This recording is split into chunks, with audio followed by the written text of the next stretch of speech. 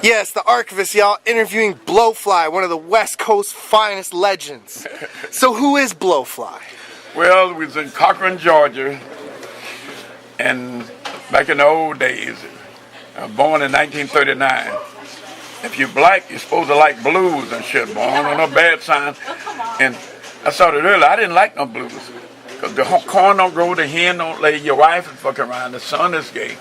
I like the hillbillies, but I'm getting ahead of myself. Most babies, you can't understand them until they get to be a year and a half or 2 years old.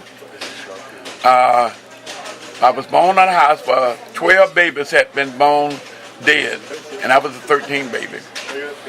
And I was born at supposed to be 9 months, I was born at 7 months. And I said my first curse word at the age of 4 months, which was "fuck you." My grandmother gave me okra, that string, and I didn't like that. I like fried okra. I always like fried okra. So I said, "Fuck you," and she said she didn't hit me, but I know she beat my ass. Yeah. And I used to earn Minnie Pearl. I met Minnie Pearl, and I would do it Ernest Tubb. I don't know if y'all are familiar with Ernest Tubb. He's an old cowboy. And I would do, "Ernest Tubb, yeah, Minnie Pearl.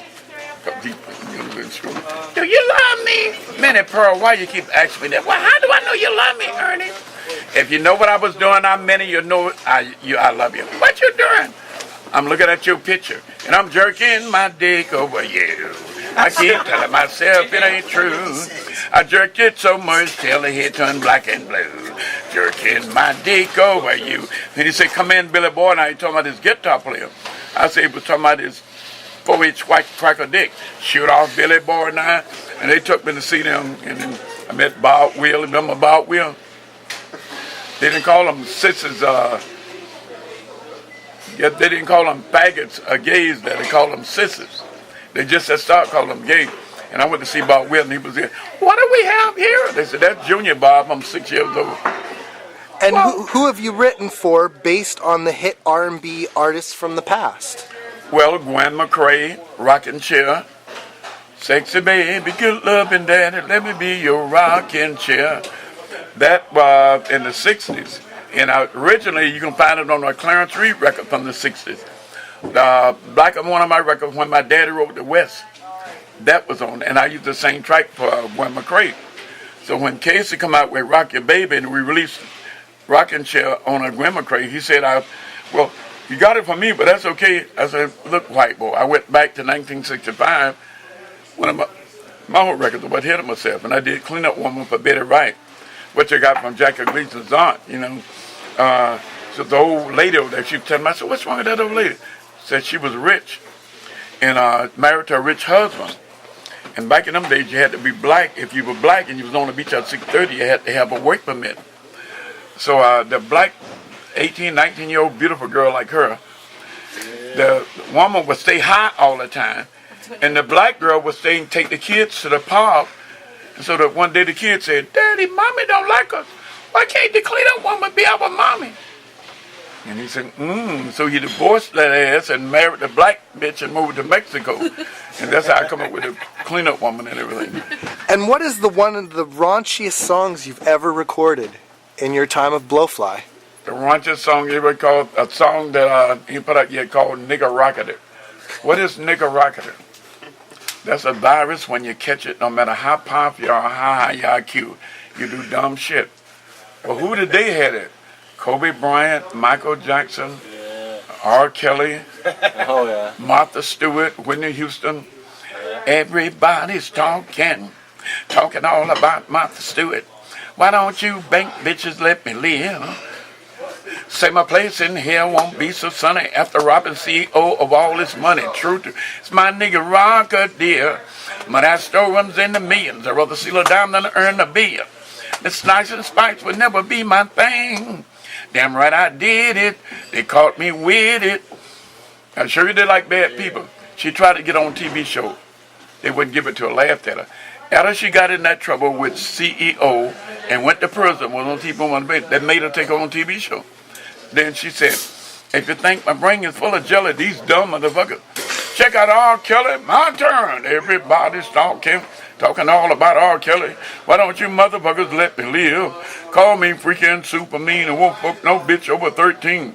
My nigga, $600 million he done spent a little girl, married a little when she was 15, divorced her. My mother said, I don't care how disgusting it is to be true. And R. Kelly said, this is the top motherfucker.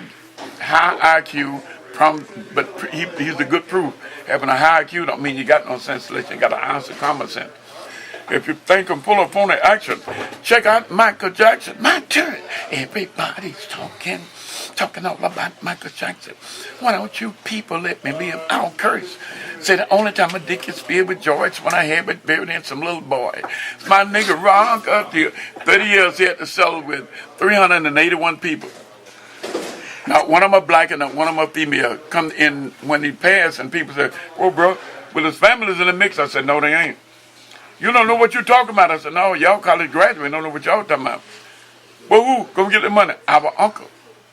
We don't say they have our uncle. Yeah, we do. Uncle Sam. They put a lien on. He still owed the government $584 million. For that the stuff in the hand. And my mother said, this is why I'm going to hell. Michael Jackson said, people, in real life, being perfect is hard, but it's true. You don't believe it? Check out Almighty God. My turn. Everybody's talking all about the Almighty. Why don't you worship and let me live? You said heaven, Satan in heaven was a total disgrace. His ass never should have been there in the first place. It's my nigga Rocketeer. Tried to give Adam and Eve eternal life with a thrill. Told them all the words of life would be fulfilled. Be forsaken by the snake just wasn't their thing. All of that's true. There's some dumb motherfuckers in the Bible. And we have heard your pioneer respects from artists such as Snoop Dogg, Too Short, Devin the Dude, Two Live Crew, influenced by your work throughout the years. Tell us about that. Yeah, well, these people like Luther Camel, he said, I influenced him. And funny thing, the Sugar Hill gained one award in 1979 for starting rap, 1979 to 80. And my mother was on the floor laughing. And Dick Clark was over there knowing him. What's so funny? Mother said, here's a record on a 78. You know what a 78 is? Mm-hmm. I have a rap record on the 78. They stopped making them in 1961. And I told them I was a Curtis Blowjob. What you call me? I said Curtis Blowjob. Y'all wasn't born. Your mammy was wearing diapers when I made the first rap record. They said, well, you started it. As I'm one of the first black. The rap go back to how dumb these wars are. 1941, a white guy, good white guy, died and went to heaven. It's in the song. That was the first. God told a good white guy, God said, I'm sorry, we don't allow no smoking in heaven. The guy said, you better send me to hell, because I'm going to smoke that cigarette. Fuck it. Keep on smoking till I smoke myself to death.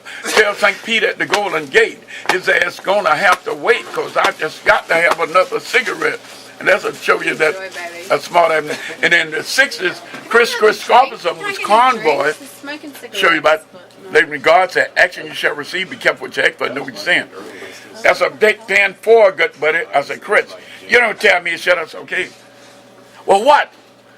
I said, they'll show you that you a college graduate, high IQ, don't know what the fuck you're talking about. The guys come in here, tell them that. So the white man on the walking stick, Chris Christopherson said, how you doing, good buddy? The man said, first of all, I'm not your fucking good buddy. And bam. Chris said, well, what is it? I said, I'm trying to tell you. Your good buddy is a male friend who will suck your dick, swallow your cum, and lick your asshole cleaner than toilet tissue. That's from the beginning of time. And he checked with his arm. She said, well, I didn't know. You got a #1 record out, Convoy, and don't know what good buddy is. I'm always into explaining this.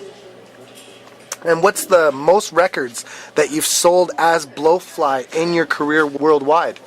Well, I recorded, to show you how weird things happen, Porno Freak, I cut in the 60s. And John Holmes, I knew in person. The good part is a white motherfucker with 24 inches of dick. Got hard on like that black guy would be done. Bad motherfucker, he come in about 2 seconds.